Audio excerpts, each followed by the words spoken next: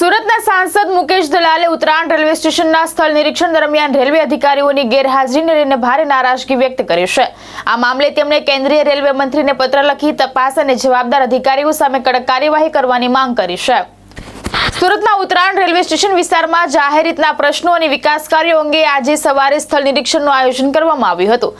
સાંસદ મુકેશ દલાલના જણાવ્યા મુજબ સ્થળ નિરીક્ષણનો સમય અગાઉથી નક્કી કરવામાં આવ્યો હોવા છતાં રેલવે વિભાગનો એક પણ જવાબદાર અધિકારી હાજર રહ્યો ન હતો।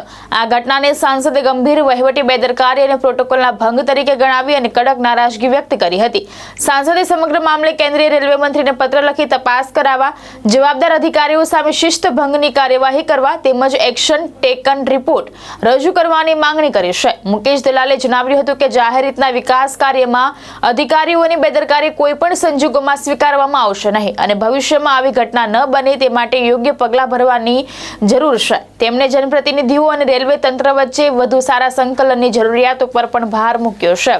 ભાવેશ ઉપાધ્યાય, દ્રષ્ટિકોણ ન્યૂઝ, સુરત।